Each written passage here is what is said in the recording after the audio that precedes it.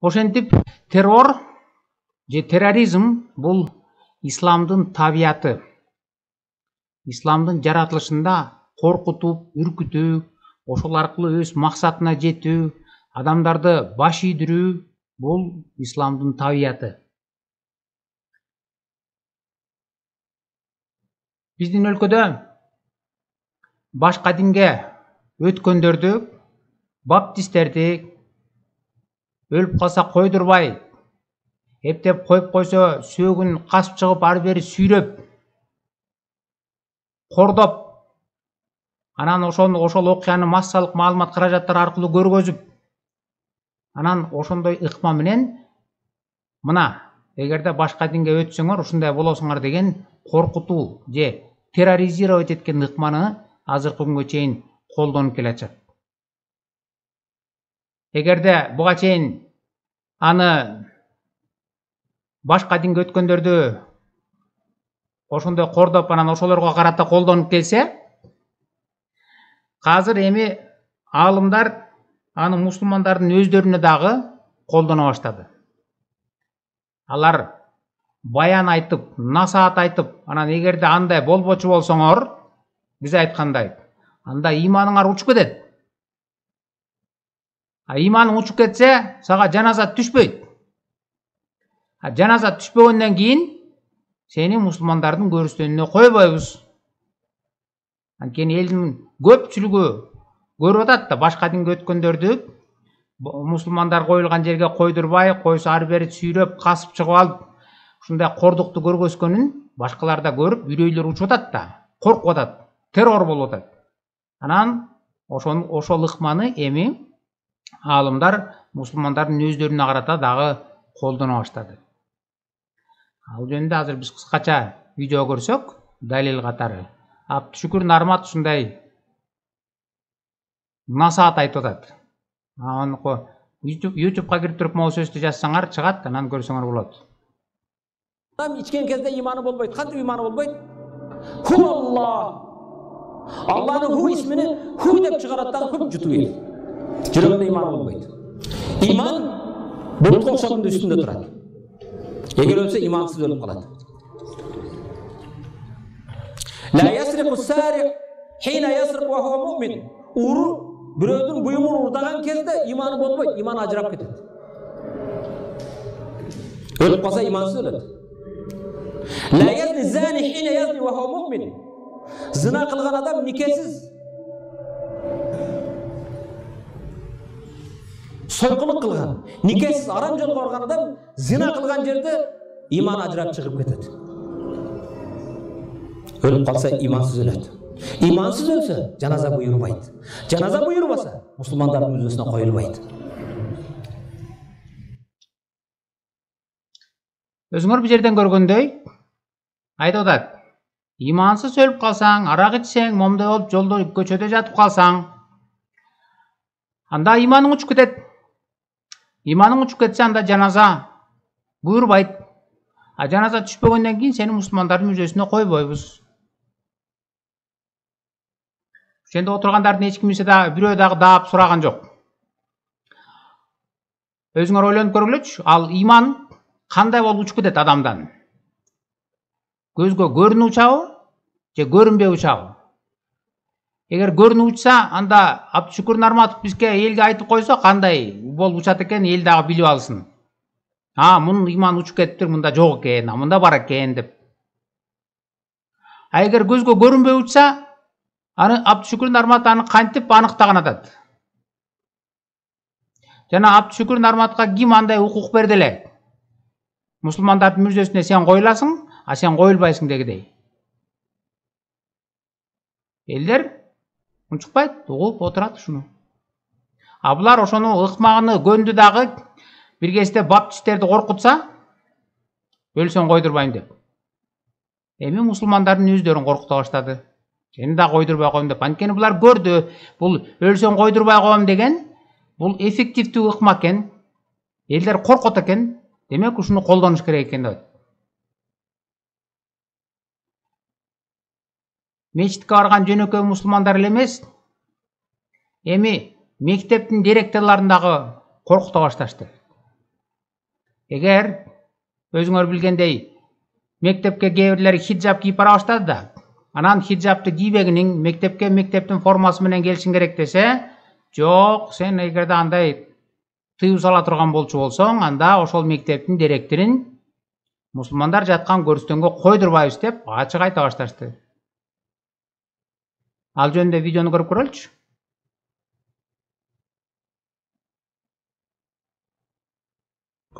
Детей маленьких одевают платки, хиджаб родители. Это насилие над ребенком или нет? Или это выбор ребенка 7-летнего?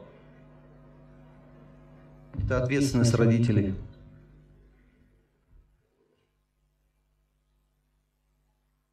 Он секунд. А почему тогда в интернет-пространстве, например, пишет один известный деятель общественный, религиозный, если директора школ не будут пускать детей в хиджабах в школу, аларга жаназа окулбасын деп. Бул эмне деп?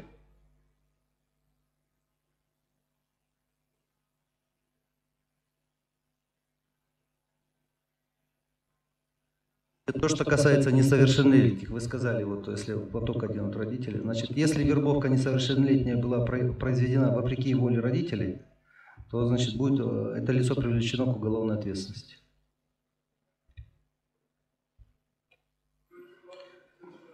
Рахмат. Кейинки сөз. 4-ші микрофон. Рахмат, мен кешірім сұратам.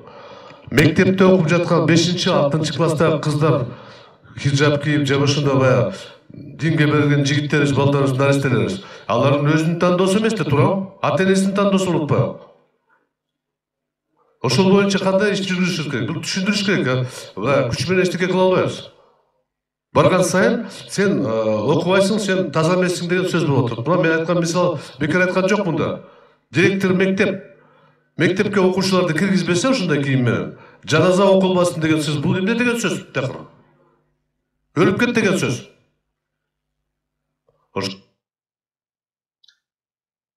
Өзүңөр бул жерде уккандай, эми мектептин директорлорун да коркута баштады. Эгерде хиджаб кийип барган кыздарды киргизбечи болсоң, анда сени өлсөң жаназаңды окубайбыз. Өлсөң жаназаңды окубайбыз деген ыкма эффективный экенин түшүндү дагы, булар бардык жерде ушуну колдоно баштады. Сени көрүстөнгө койдурбайбыз анда. Бапчистерди ары бери казып алып сүйрөгөндөй, силерди дагы ушинтип сүйрөйбүз ары бери. Анан эл корко баштайт. Терроризировать этип башташты. Жөнөкөй эле мектептин директору эмес, эми булар ошол депутаттардын өздөрүн коркута баштады. Силер билесиңер да, бир нече жыл мурун жума күнкү танаписти 1 саатка узарталык деген сунушту мусулмандар киргизген. Аны депутаттар, атап айтсак Жанар Акаев жана аны колдогон 6 депутат аны ал мыйзамды колдобой койушкан. Колдобой койгондо Жанар Акаевка өзгөчө коркутуп үркүтүүлөр, терроризировать эткен сөздөр айтыла баштаган. Ал баягы эле өлсөң койдурбайбыз сени, жаназаңды окубайбыз деген коркутууларды киргизген. Азыр ошол видеого көрүп анан сөздү улантсак, көңүл буруп. Ыйык Рамазан айынын башталганына 3 күн өтпөй жатып, диний чөйрөдө жаңжал чыкты. Ал шырелек коомдук резонанс жаратып, натыйжада бул окуяга президент дагы кийлигишти. Биринчи окууда четке кагылсын, ошондой формулировка менен жогорку кеңештин кароосуна киргизилсин дегендер коомчулар. Рахмат. Жогорку кеңештин социалдык саясат боюнча комитетинде жума күнкү түшкү тыныгууну 1 саатка узартуу боюнча эмгек кодексин өзгөртүү долбоору колдоо тапкан жок. Документти биринчи окууда 3 депутат колдосо, 6 каршы чыкты. Мамлекеттик кызматкерлердин жума намазга катышуусуна убакыт берилбегени диний аалым Чубак Ажыны нааразы кылды. Ал мыйзамды колдобогон депутаттардын дарегине кескин сын пикир айтты. Бир дасторкондо отурбаймын. Аларга кол берип салам бербеймин. алардын жаназасына турбаймын жана менин жаназама келип катыша турган болуп калышса, аларды катыштырууну мураскерлериме осуяттаймын. Булар катыша турган шайлоолордо буларга добуш бербеймин. Менин уга турган бир туугандарыма дагы ушул осуяттарды багыштаймын. Ушул айткан сөзүм менен Кудай Таалам астында карызынан кутулууга аракет кылдым. Эгерде Азирети муфтий аманатында болгонумда булардын жакшылык жамандыктарына катышпасын деп жап имамдарга буйрук берген болор элем. Чубак ажынын мындай билдирүүсү Жогорку Кеңештин айрым депутаттарына жаккан жок. Алардын айтымында эмгек кодексине өзгөртүүлөрдү колдобогон депутаттар конкреттүү бир себептерге таянышты. Ал үчүн чубак ажынын жек көрүүсү туурабы? Ал жихад жарыялап жүрөт. Din ишмерлер мамлекеттик саясатка кийлигишкенге алардын акысы барбы жокпу? Ал депутаттар жанагы мыйзам долбооруна каршы болгон депутаттар эмнеге каршы болушту? Алар эгерде өкмөттүн пикири каршы болгон, улуттук коопсуздук кызматынын каршы пикири, эмгек министрлигинин каршы пикирлери, Жогорку Кеңештин 2 бөлүмүнүн каршы пикирлерин негизинде таянып каршы добуш берсе, бүгүн аларды мусулмандардын күн мүрзөсүнө койгонго болбойт, жаназа окулбаш керек деп буйрук чыгарып башташты. Бул эмне дегенди билдирет? Бул деген дин ишмерлер мамлекеттик түзүлүшкө, мамлекеттик саясатка аралашканын билдирет. Эмнеге эч ким өкмөт дагы биздин Жогорку Кеңеш жетекчилиги булман чыгышпай атабызбы? Чубак ажы эмгек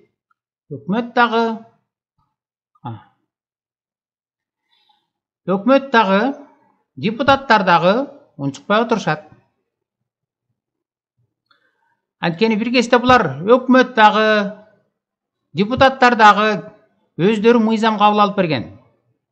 Качан башка динге өткөндөрдү, баптисттерди кысымга алып, өлсө көмдүрбөгүлө деген фатвасын муфтият чыгарып берсе, бир жагынан.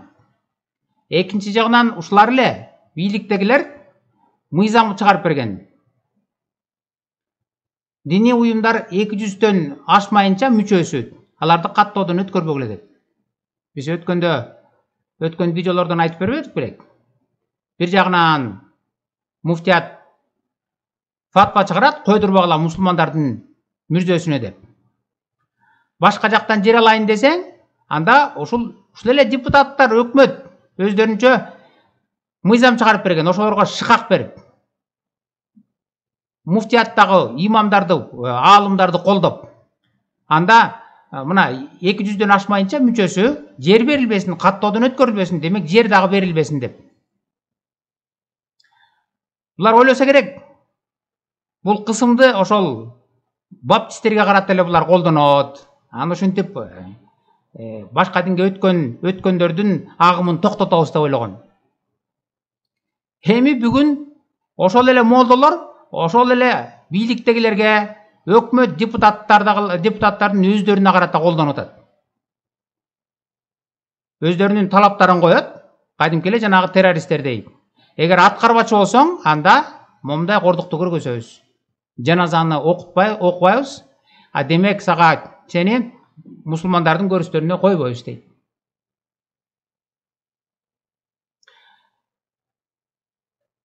Адамдар кээде ойлошуңар мүмкүн да, ошондой 1 саатка эле макул болуп койсо эмне болмок эле, 1 саатка узартып койсо танапиште жума күнкү бүттү деп.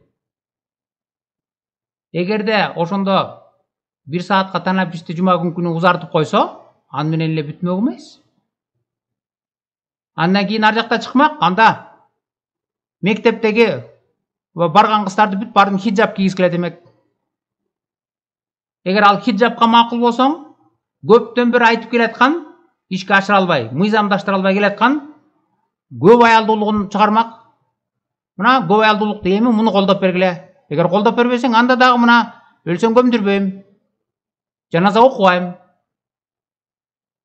Эгер көп аялдуулукту колдоп берсең, ар жагында педофилиясы бар. Жашы жете элек, этек киргеле элек кыздарга үйлөнүү деген булардын Куранда айтылган жагы бар. Аны да колдоп бер дейт. Ага макул десең, анда анын ар жагында бар, кол кесме менен таш бараң калмай деген бар.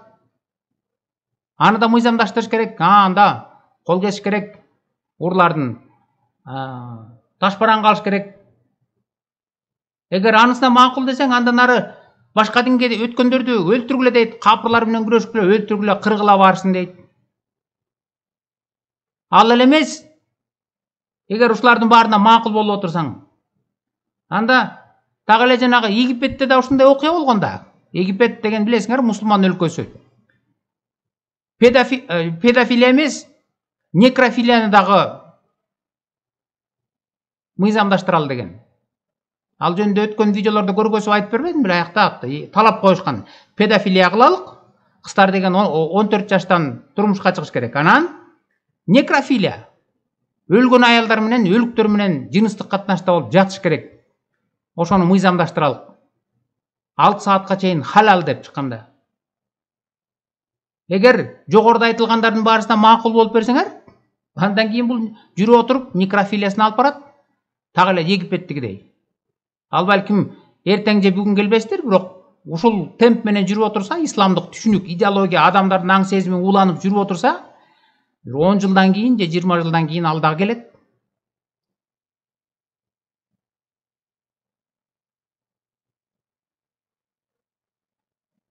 Андан аркысын карап көрөлүк эми. Чубак ажы эмгек кодексине өзгөртүүлөрдү колдобогон депутат Жанар Акаевди өзгөчө сынга алды. Жада калса анын сол колу менен добуш бергенин айтып, отурумда жылмайып отурганын сындады. Бирок депутат социалдык тармактарда жазган оюн пленардык жыйынга алып чыккан жок. Тиги чубак ажы мотую сотую да башка ошол радикалдар тууралуу мыйзам талкуулангандан кийин кеңири айтам. Азыр бирок маселеңерди башка бургум келет да.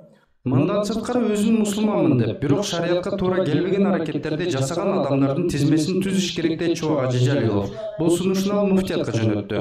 Жеке жаран катары сунуш кылды муфтиятка, анткени бизде көптөгөн теңирчилер, башкалар, эгерде алар биз адамдар сыйлайбыз, ким кандай дин тутунгандыгы, кырмангандыгы, бирок кээде сыртынан мусулман болуп көрүнүп, анан биздин мазарга коюлгусу келгендер бар. Ошон үчүн өзүн мусулманмын деп айтып оозу менен, бирок кылган иши мусулманчылыкка туура келбеген белгилүү инсандардын аттары баазда сакталса деп ойлойм. Анткени кээде биз жаназа окуп алып, ошону билбей калабыз да, биз күнөөкөр болуп калабыз. Чала мусулмандардын маалыматтык базасы түзүлөбү? Муфтият расмий билдирүү тарата элек. Бирок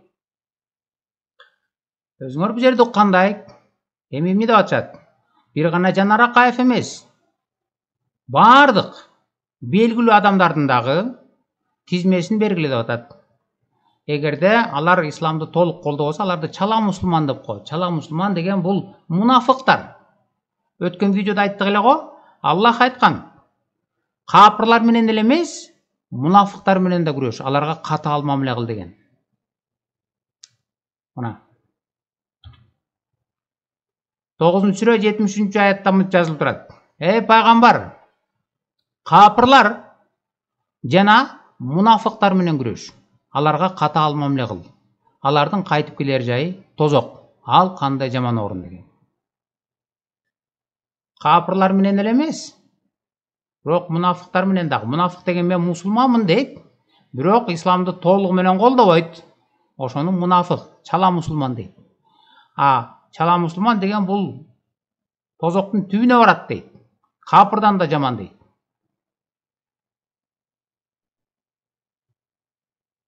Жанагыл 200 адамдан ашмайынча диний уюм каттоодон өтпөсүн, демек өзүнчө көрүстөн катары жер берилбесин деген мыйзамды кабыл алып атканда, алар ойлосо керек, муну капырларга каршы гана колдонот экен, жанагы баптисттерге, теңирчилерге, башкаларга деп. Жок, аны мунафыктарга да колдонот. Мунафык деген исламга ишенем деп, мен мусулманмын деп, бирок аны толук колдобогон адамды мунафык дейт. Кур'ан айтып атат, капырлар менен, анан мунафыктар менен дагы күрөшкүнүң деп. Андан аркысын карап көрөлүчү.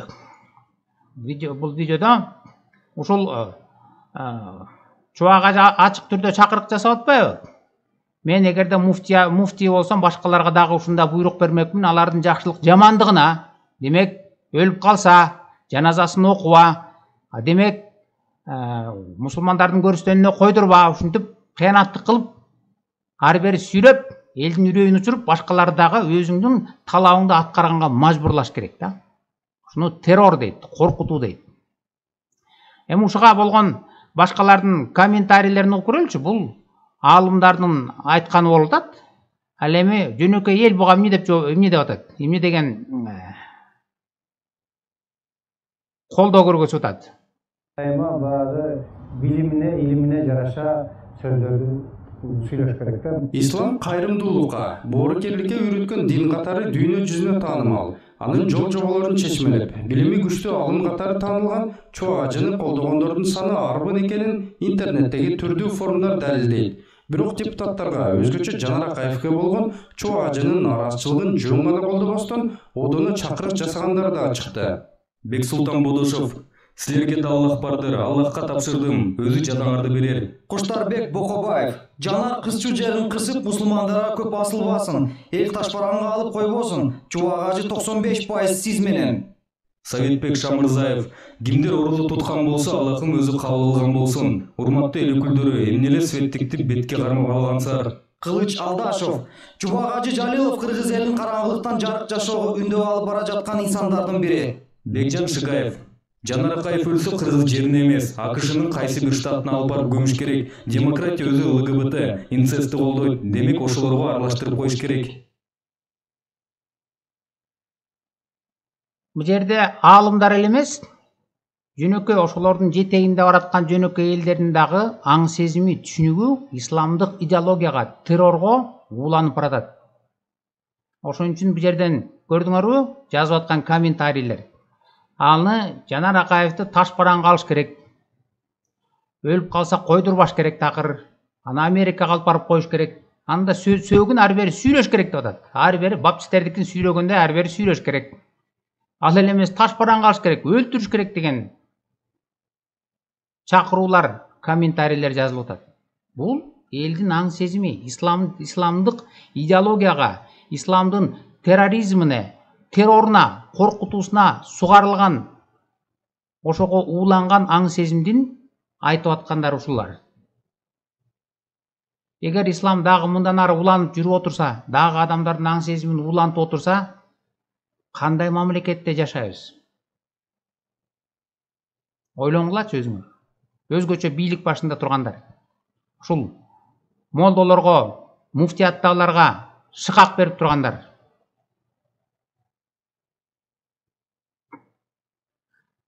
Бир нече жыл мурун телевизордон силер билет болушуңар керек, Түшүнүк деген бир передача бар. Аякта эки адамды алып келип, эки башка көз караштагы, анан дебат уюштурушат. Ошондо бирөөнө молдону алып келди. Анан бирөөнө болсо ошол исламдык идеологияга каршы турган адамды алып келди. Мен анын атын айтпай эле коеюн, анткени аны видеодон, YouTube'дан алып таштаптыр, болбосо алып чыгып көргөзүп берет элем да, сүйлөп аткандарын. Ал киши мурда депутат болуп жүргөн, көрүнүктүү, өзүнүн ой пикири бар, өзүнүн ой пикирин коркпой айта алган адамдардын бири. Ошол адам исламдын кандай туура эмес экендигин, ислам өнүгүүдөн артка тартат мамлекетти. Ага мисал катары Афганистан, Пакистан кандай акыбалда жашап атат? Согуш такыр токтобогон, Иран менен Ирак, Сириялардын баарысын мисал келтирип берди. Саудовский Аравия десе аякта сойкулук өнүккөн жер экен. Бардык ислам мамлекетинин артка тартып атканын, өнүгүүдөн, адамдын аң сезимине тетири таасир тийгизерин өзү далилдеп айтып берди. Ошонун баарын айтып бергенден кийин маңдайында турган молдоке бир эле суроо берди. Ошол суроо менен баягы кишинин бардык айткандардын баарысын жокко чыгарып таштады. Ал молдоке мындай деген суроо берди. Сиз мага айтыңызчы, сиз мусулмансызбы? деп эле койду. Болду. Бир гана кей ошол терроризирующий, коркуткан суроону бергенден кийин баягы мурдагы депутат айткандын баарысынан баш тартып, ооба мен мусулманмын деп берди. Ооба мен мусулманмын деген сөзү менен ага чейинки айтып келген бардык далилдери, аргументтеринин баарысын өз колу менен чийип таштады, мындайча айтканда. Анткени ооба Афганистанда жаман, Пакистанда жаман, Египетте жаман, бирок мен мусулманмын. Демек, мен дагы ошолордун арасындамын дегенди билдирет. Бүгүнкү күндө Кыргызстанда молдолор ығын алып алды, қынығын алды да, бұл аябағандай эффективті ықма екен. Бұларды өлсен қойдырбайым десең, елдер қорқот екен. Ошондуктан жөнөкөйлөрү ар бир эшикти такылдатып келип жүргөн дааватчылар дагы, көрүнүктүү алымдар дагы баарысы тең ушул суроону берет. Сен мусулмансыңбы деген бир терроризирующий суроону берет. Анан баары тең жүрөп эле, ооба, мен мусулманмын деп берет. Эгерде мусулман болсоңор, анда жогоруда айтылган жийиркеничтүү, педофилиясын, кол кесме, бут кесмейин, көп аялдуулугун, жихатын, башка диндегилерди өлтүрүш керек экенин, капырларды өлтүр дегенин, ал эле эмес некрофилиясын баарысын туура деп кабыл алышыңар керек. Эгер жок, мен кабыл албайм, бул туура эмес десеңер, анда ачык эле айтыш керек да, мен светтик адаммын деш керек да. Булар ошондон көрүп алды, сен кыныгын алды ушул суроонучу, бул терроризирующий суроо да. Сен мусулмансыңбы дегенге бир гана суроону берет. Болду, бүт баары бүжүрөп, ооба, мен мусулманмын деп берет да.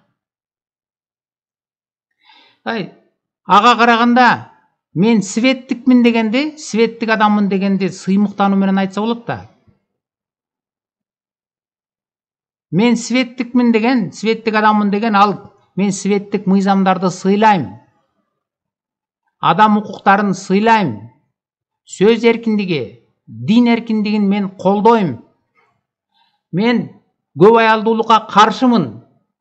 Исламдын педофилиясына каршымын. Варвардык тетиги кол кесмей, бут кесмей, таш бараң калмай дегенине каршымын. Мен цивилизованный өлкөдө жашагым келет. Ошондуктан мен светтикмин, светтик мыйзамдарды сыйлайм дегенди билдирет. Мусулман болбош үчүн сөзсүз түрдө эле башка бир динге ишениш керек эмес. Христиан же буддист же башка болбой эле коюш керек. Жөн эле мусулман болбош үчүн жөн эле мен светтик адаммын деп айтыш керек.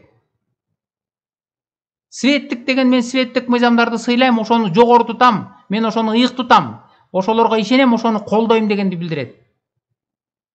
Мусулманмын деген жанагы жогоруда айтылган баардык кир нерсенин баарысын мен колдойм, так ошондой болуш керек дегенди билдирет. Ал эми мен мусулманмын деп айтып, бирок мен аларга каршымын, көп аялдуулугуна каршымын, педофилиясына каршымын, жихадына каршымын дегенди мунафык дейт. Мунафыктарды Куран өзү айтып атат. Капырлар менен, анан мунафыктар менен күрөш дейт.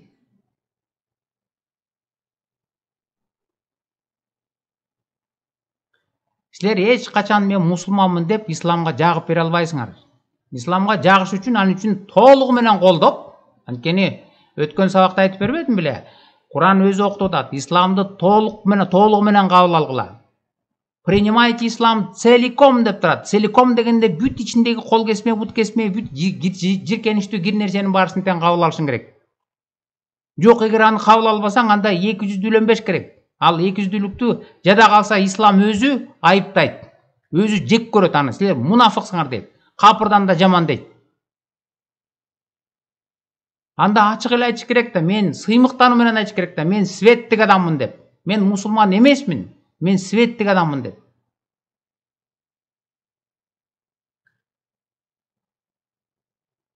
Ошентип террор же терроризм бул исламдын табияты.